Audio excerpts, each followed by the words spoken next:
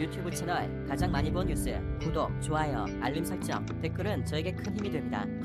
한국과 인도 사이에 동맹 수준의 관계자 결성되려 하다가 일본이 크게 망신당한 이유가 밝혀져 큰 충격을 주고 있습니다.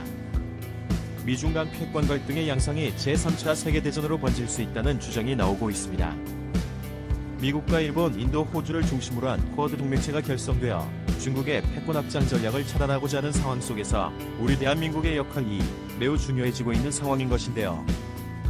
이에 일본에서는 대한민국이 공산화됐다, 한국이 완전히 친중국화로 전락해버렸다며 국제 외교 무대에서 대한민국을 사실상 왕따시키려는 전략을 취하고 있어 대한민국이 상당히 외교적으로 난처한 상황이 되고 있습니다. 그런데 최근 인도와 대한민국의 군사적 동맹 관계가 급물살을 탐연의 중견제 전략의 핵심으로 떠올라 국제적 눈길을 끌고 있습니다. 유튜브 채널 가장 많이 본 뉴스, 구독과 좋아요, 알람 설정은 좋은 영상을 만드는데 많은 힘이 됩니다. 가락국의 시조 김수로 왕은 인도 아육타국의 공주 호왕옷과 혼인하여 한민족 역사상 드문 역사상 최초의 혼인을 통한 동맹관계가 만들어졌습니다. 아육타국은 인도 히말라야 부근의 아유디아국으로 알려져 있으며 가락국이 있었던 경남권 일원의 쌍어문 무늬가 양국의 관계를 오늘날까지 증명하고 있습니다. 인도 남부지방과 인도 티벳 히말라야 지방은 한국어와 문법적으로 유사한 것이 많아서 고대의 시기로 거슬러 올라가면 한민족과 인도 지방과의 교류가 매우 많았을 것으로 분석되면서 오늘날까지 흑계 연구가 이루어지고 있습니다. 오늘날 이 지방은 중국과 인도 간의 국경 분쟁이 있는 지역으로 과거 전쟁까지 있었던 적이 있습니다. 1962년 벌어진 인도-중국 전쟁은 약 한 달가량 히말라야 야구군에서 치러진 전쟁으로 중국군의 승리로 끝난 전쟁입니다. 당시 인도는 항공모함을 영국으로부터 인도받았었는데 해당 항공모함을 상하이 부근 해상으로 보내 중국의 주요 해안 도시를 폭격할 계획을 가졌으나 인도의 적국이었던 파키스탄의 도발을 우려하지 못했습니다. 만약 당시 인도가 항공모함을 파견해 주요 도시를 폭격했더라면 인도의 극적인 대승리가 예상되었고 티벳의 독립과 대만의 독립, 중국 공산당의 해체가 가능했을 것이라는 분석이 나오지만 실패로 끝났던 것인데요. 그런데 최근 미중 간 패권 갈등과 중국과 인도 간의 국경 분쟁으로 인해 인도의 꿈이 다시 되살아나고 있습니다. 이러한 중국과 인도 간의 갈등이 전쟁으로 번질 가능성이 예상되자 한국과 인도 간의 군사 교류 협력에 국제적 포커스가 맞춰지고 있습니다. 특히 인도와 중국 간 국경 갈등이 번지고 있는 히말라야 산맥 부근은 현재 달라이라마의 티벳 망명 정부가 있는 지역으로 인도의 지원을 받고 있는 상황입니다. 티벳은 과거 토본으로 불리며 신라와의 동맹관계가 있었던 지역입니다. 당시 신라는 당나라와 전쟁을 벌이고 있었습니다. 신라는 통일의 위협을 달성하기 위해 당나라와 동맹을 맺었었지만 당나라군이 한반도에서 빠져나 가지 않자 당나라 반대쪽 지금의 인도 북부에서부터 티벳 지방에 걸쳐있는 토본국과의 동맹을 결성해서 당나라군을 대격퇴시켰던 역사가 있습니다. 이러한 지리역사학적 동맹관계가 되살아날지 주목됩니다. 최근에 인도에서는 극별히의 대한민국 국방부를 방문해 국방장관 회담을 개최할 뿐 아니라 방산물자 도입 프로젝트에 대한민국이 협력하고 있습니다. K9 자주포 수출, K2 흑표전차 수첩대 수출 방산기술 수출로 수조원대 규모의 인도육군과의 거래가 성사되고 있는 상황인데요.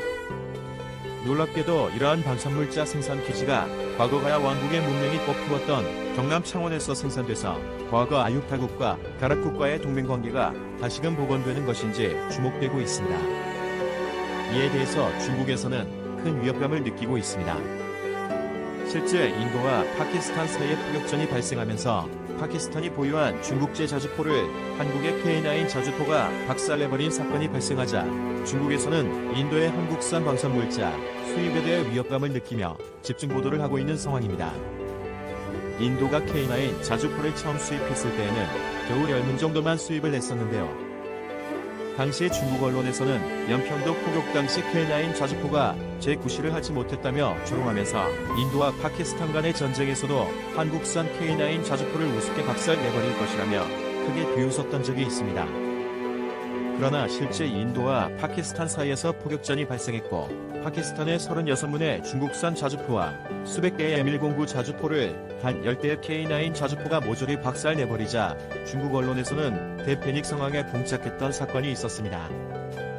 이후 인도에서는 수백 대의 K9 자주포 구매와 한국과의 방산 협력을 더욱 강화하기로 발표하면서 현재도 인도와 대한민국 사이에서는 엄청난 밀월 관계가 이루어지고 있는 상황입니다.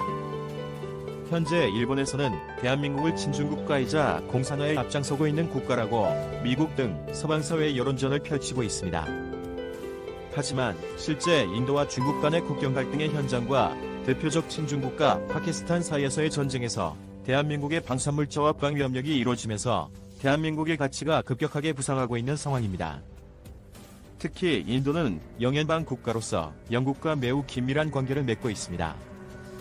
이러한 상황을 주시하던 영국에서는 대한민국을 반드시 G7에 초청하고 또 새로운 민주주의 협의체인 D10 그룹의 인도와 함께 본격 초청을 할 것이라고 언급하며 한국의 국제사회 참여에 반대하는 일본을 압박하고 나선 상황입니다. 일본이 사실상 대한민국을 글로벌 왕따로 전락시키기 위해 노력을 하고 있지만 실질적으로 대한민국이 세계 주요 국가들로부터 인정을 받고 있는 상황인 것인데요. 반면 일본은 국제적인 대중국 견제 전략에서 창피스러운 일을 하고 있어 국제적으로 크게 비웃음을 받고 있습니다.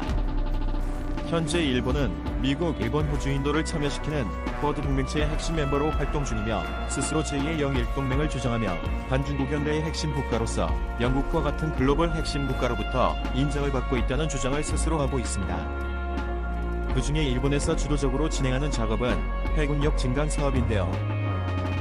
군대를 가질 수 없는 일본이라고 하지만 일본의 해군력은 미국, 중국 다음 세계 3위 수준으로 러시아나 영국, 프랑스 같은 나라들보다 월등하게 높은 상황입니다.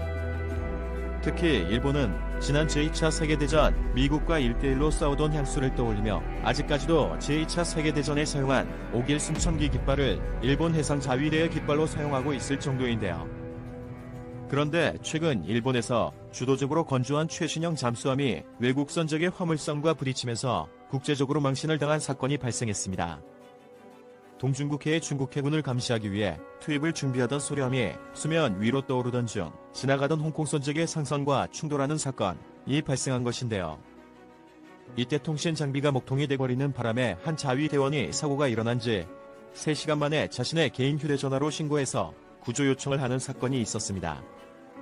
이를 본 일부 해외 네티즌은 일본이 이렇게 망신스러운 짓을 하고 있는데 국제적 대중국 견제 전략에 제대로 된 역할을 할 수 있겠느냐며 일본보다는 한국이 차라리 국제 리더 국가로 세워지는 것이 옳을 것이라는 의견을 내놔 눈길을 끌고 있습니다. 이러한 상황 속에서 세계 주요 국방 분야 핵심 실무자들은 일본이 아닌 대한민국을 방문해서 국방실무회담을 비공개로 진행하고 있습니다.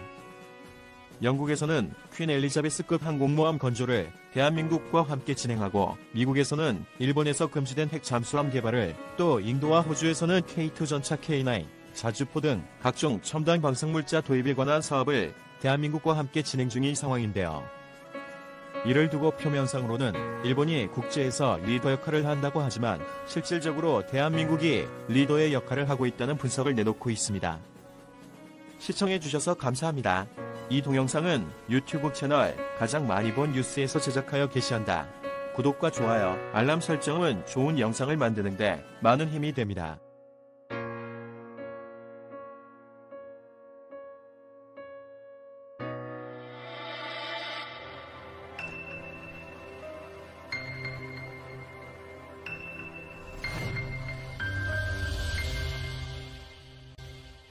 유튜브 채널 가장 많이 본 뉴스 구독, 좋아요